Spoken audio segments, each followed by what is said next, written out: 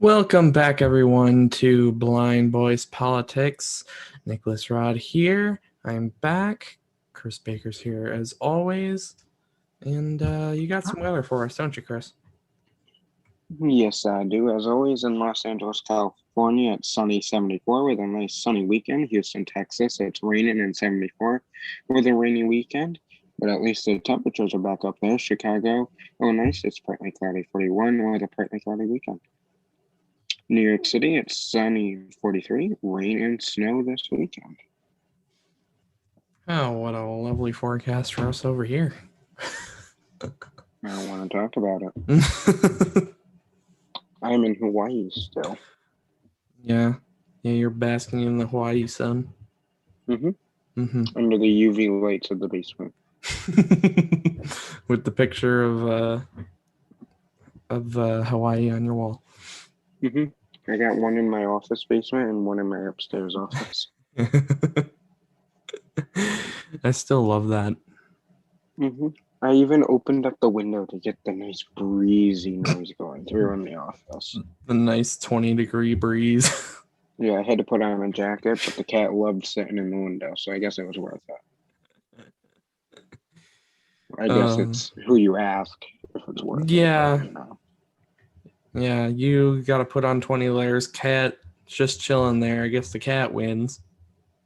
And that's all that matters. Queen. She's the queen. Yeah.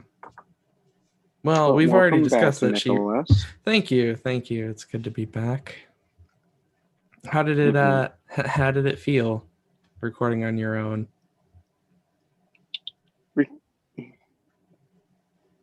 Recording on my own wasn't so bad, besides the fact that when you record by yourself, things move a lot quicker. They do, and I remember I thought it would have went a lot slower.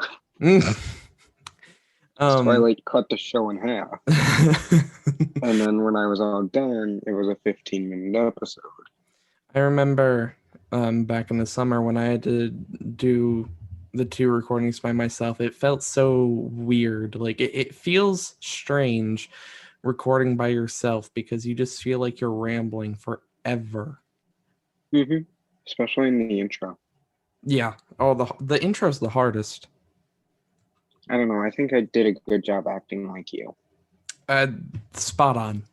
That's a Grammy nomination just like right there. Oh, of course. Oh, you think a Grammy? Of course, a Grammy all the way. Can I get an Emmy too? We'll talk about it. Just get a 2-for-1 deal. Yeah, we'll talk about it. All the way on Broad Street. We might be able to negotiate something. Okay, I like that. You know, the only bad part about me being alone for Monday's episode was that I had to edit. Which, it's not so bad if you do it all the time. But I haven't edited things in like years. Yeah. So, and I recorded it in the wrong format. Oops. So then I had to convert it. That's always a pain. Always after a pain. After I realized that it was in the wrong format, and then there was like you had to that part was a mess.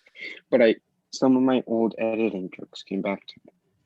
Some of them did not. I know there's a lot of shortcuts I can do, and I couldn't remember them, so I was doing them the very long way around it. Editing can But there was a Monday episode. Yeah. So. Editing can take a lot of patience. Like, we know sometimes I lack them. Like, it can really take patience, and you really have to pay attention. Because like sometimes you have like 1 or 2 words that need to be cut out versus like 2 sentences. 2 sentences is kind of easy to notice if you're just paying attention. 2 words are like, oh geez, I missed that about 5 different times when going over a 10-second segment. That's actually perfect, because when I was all done editing it, I was like, I better listen through this to make sure it's at least decent. Good thing I did, because there was a moment where I flipped out that I forgot to take out. We would have all loved to have seen that. It probably wouldn't have been very good. Oh no. No, you did a good job though, but I'm glad to be back here, glad to be recording, glad to be back in my editor's chair. I'm glad you're back because it's one less hat for me to wear. I like the hat that I wear, okay? I'm not made for editing anymore. That went out the window the same day my patience went out the window. So, forever? Like, We'll say all about time? 8 years ago. Okay. And then editing went 5 years after that. So, that sounds about right. All right, cool. Yeah, no, editing is A young man's game.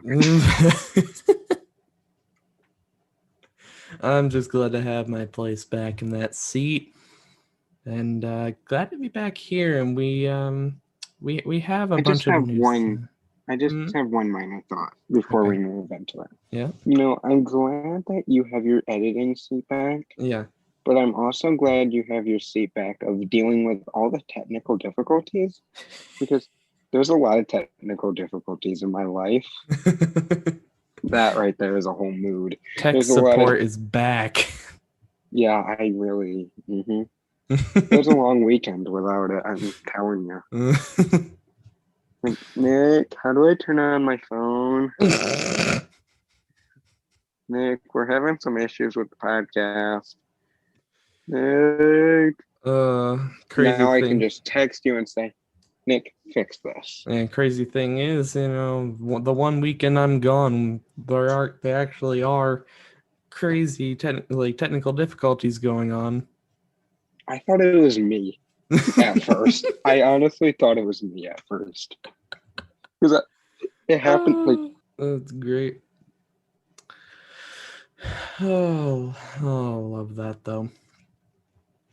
But yeah, so since I'm back now, we should probably get into some news, shouldn't we? Yes, that's a good idea. Yes. All right. So this morning we start out with some news about small businesses and some opportunities that they're getting here for the next 2 weeks. So, like I said, there are some major changes happening, some opportunities coming for small businesses.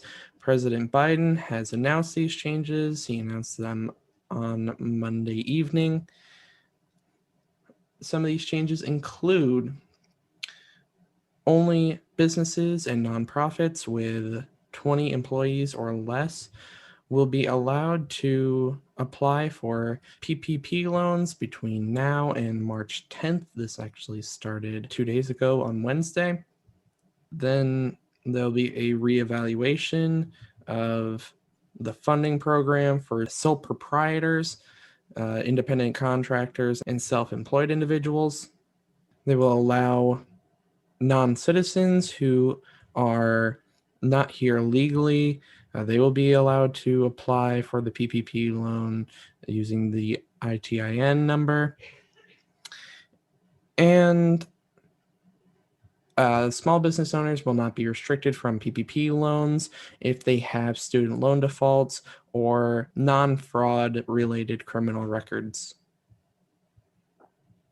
This program, under the past stimulus packages, have been rewarded forgivable loans for the small businesses, for primarily employees to cover their paychecks, but also things like rent, utilities, and other various business costs.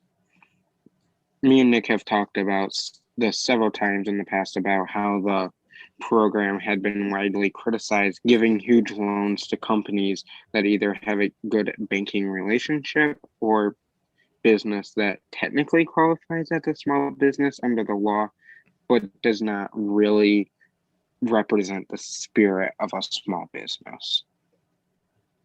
So that's what we have about small businesses right now. Now we jump forward to stimulus. we have a bunch of news on stimulus here for you, so let's get right into that.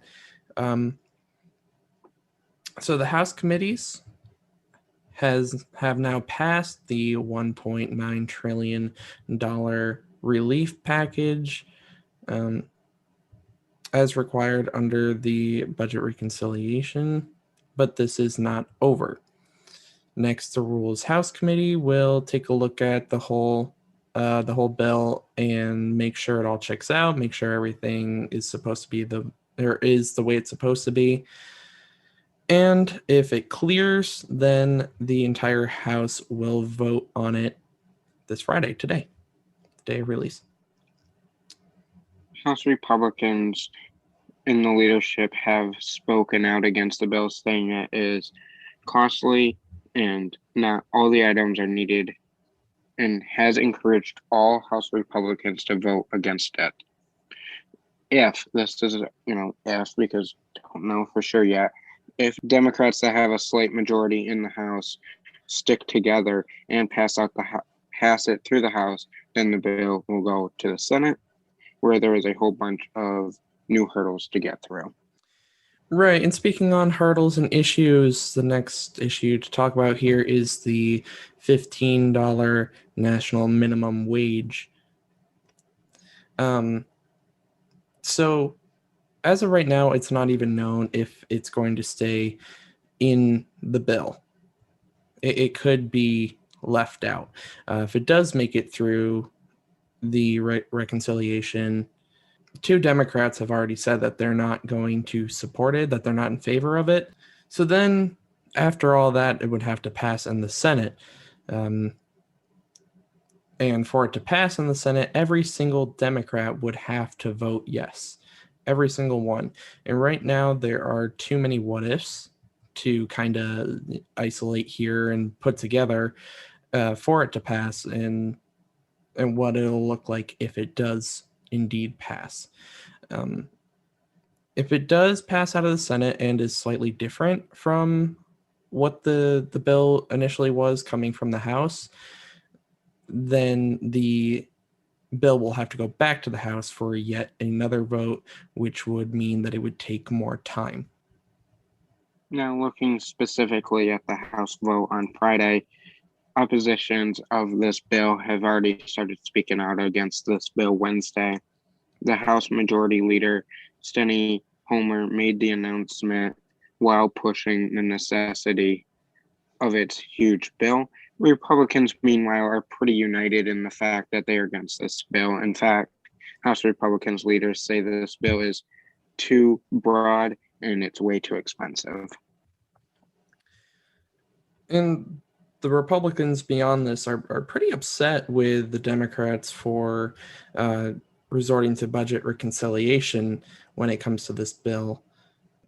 Because of the budget reconciliation, they only need a simple majority for the bill to pass through. So right now, there are 221 Democrats, 211 Republicans, and 3 vacancies. So, in truth, the Democrats can only afford to lose a couple supporters here and still be able to pass it. The numbers are pretty close at the moment.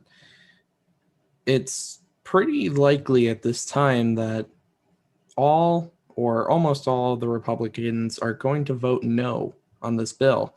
So Democrats are going to have to see pretty much all of their members vote yes on this to make sure it passes through the House.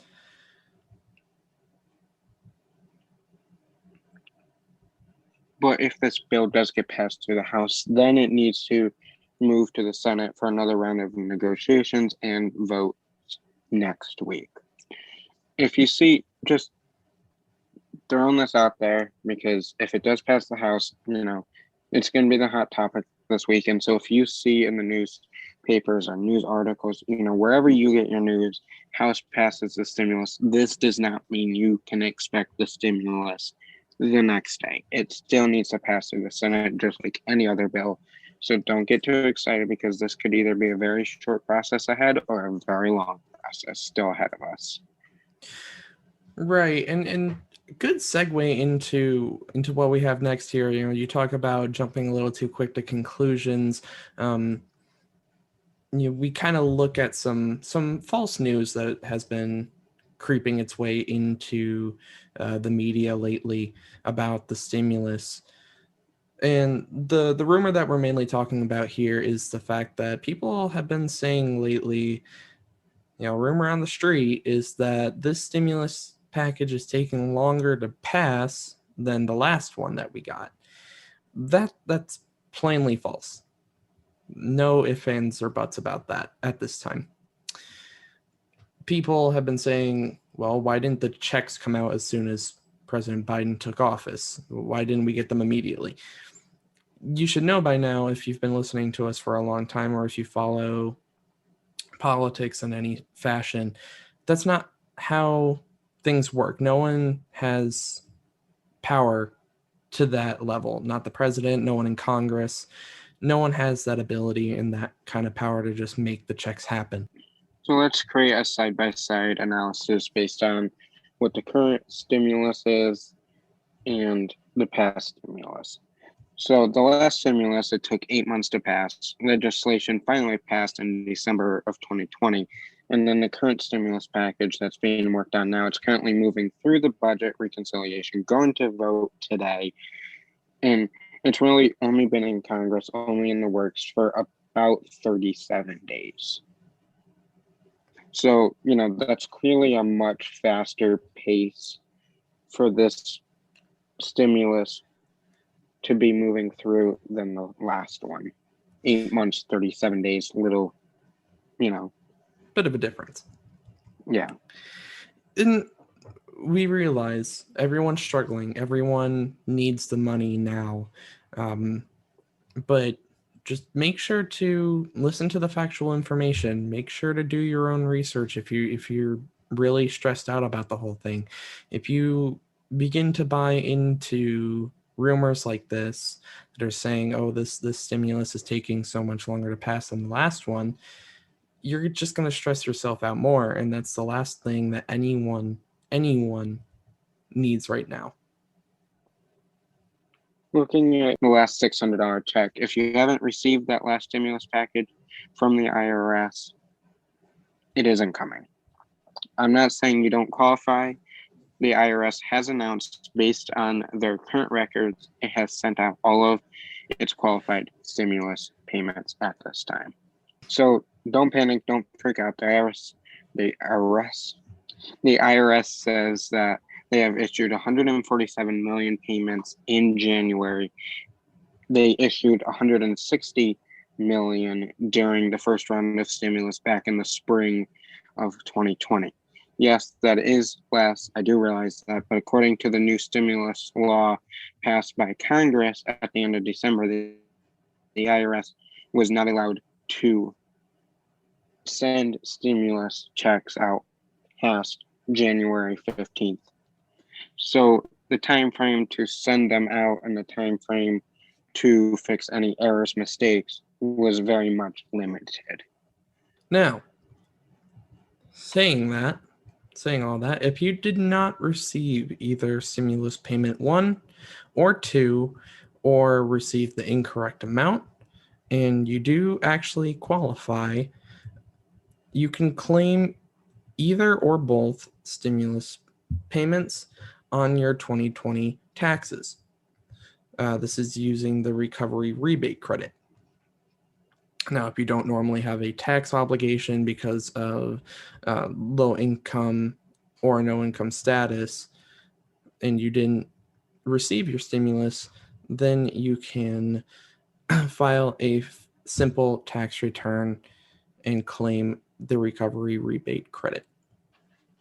Monday's episode, I gave you an update on the situation of Texas, where they're at, and I told you there would be more of an update, more details on the natural disaster that President Biden issued.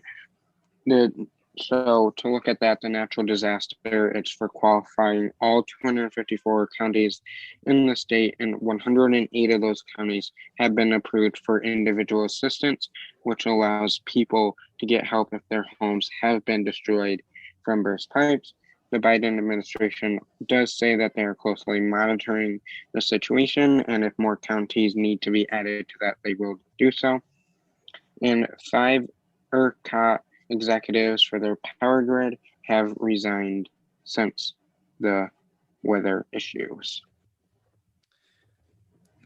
All right, so next we move into some news about the Capitol attack that happened back on January 6th and everything that's going on with it now, all the information that's been coming out. First off, the investigation into the attack started on Tuesday, and they said that the attackers had enough plans to the point where they basically said they were ready for war. When the National Guard was requested and when help was requested from them, it took 4 hours for that help to be sent. The Capitol Police also was not ready with the proper equipment to handle the attack. They had all the equipment on order, but none of it had arrived in time. The FBI had passed on the bulletin to the Capitol Police 45 minutes after it was posted, but they claimed that they never received it. And 275 people have been arrested for involvement in the attack, and more arrests are being made daily. Tiger Woods, pro golfer, was in a car accident in California around 7 a.m. Tuesday morning. If you don't know, he has 5 Masters, and he was the youngest in history to receive those Masters. He has had 5 back surgeries and is currently recovering from those. His doctors say he has a fractured tibia and a rod has been put in, along with incisions to relieve the swelling, and screws and pins have also been put in. So essentially, what happened was that Woods crossed over the medium and then proceeded to flip and crash. Investigators looking into the crash said that there were no skid marks, which suggests that he didn't brake at all before it happened. And they also said that he didn't appear to be under the influence of alcohol or drugs. At this time, the crash has been deemed an accident, which means that there will be no charges filed. Doctors expect that his recovery will take about 6 months. Our final news story of the day is the TSA has released their list of 10 things that are suspicious that they take or interesting things that they have taken from people from the past year. On number 6 this year, a dead baby shark they confiscated from someone. You know, I just don't even have words for that. So, on that note, I don't have words because I probably didn't have a comment back for you. on that note, let's get into some rapid news. First off, house prices across the country have gone up 10% in the last year. There was a 31% increase in mental illness in children from grade levels K through 12, and in some cases all the way up to college, that are requiring a hospital visit. Nick, tell me some good freaking news. End this Friday on a positive note. Tell me the good news. All right. You know, you are the king of good news. Did I do a good job last week? Not last week, Monday. Did I do a good job Monday? I approve. I approved. Thank you. That means a lot coming from the master of good news. Yes, you are a good apprentice, my young lad. Well, don't make me blush here. What good news story do you got for us this Friday morning? All right. So, we all know, we were talking about it earlier this episode. Throughout the pandemic, small businesses have been hit hard. As far as the economics go, small businesses have been crushed because of everything that's happened. And in a lot of cases, small businesses have been forced to close. And this is especially true in like the world of restaurants and all of that. Well, a small restaurant owner in Wisconsin, he loves the restaurant industry, not just his own, but all the other restaurants in the area. And this includes his competitors, of course. But what he ended up doing was he bought $2,000 worth of gift cards from surrounding restaurants and was raffling them off to his customers on Facebook so that these restaurants could stay open, so that they could, to make sure that all these small community and family owned restaurants could just stay open and continue to thrive even throughout this tough time. He encouraged other people to do the same, and just really wanted to see these types of businesses thrive even in the times that we've been facing. That's like a multi good news story, because these restaurants get to stay open. People get to bid on these gift cards. They're getting a gift card most likely for a larger amount than they bid on. So it's like a 2-for-1 deal. You get a gift card to a nice restaurant. You're probably saving some money to what you would have been spending. And then these small businesses get to stay open. Right. So, it's a story that just brings communities together. It's one of these things where if something like this were to spread outside of just the area mentioned in the story, in this article, then it could make a huge difference as to how things shape up in over time moving forward.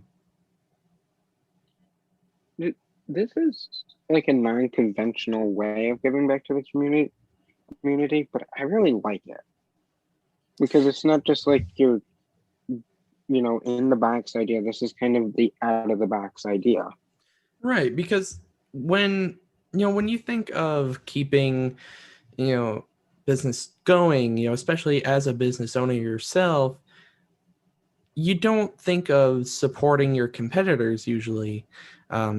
So to do this, to allow people to still go out to these restaurants, to help these competing restaurants to stay open and thriving, it's definitely something that we don't hear about often. But I know for me, I would love to see more of this. Yeah, so would I. Good job. Good news, King. Thank you, sir. You are doing good at your Good News King duty work.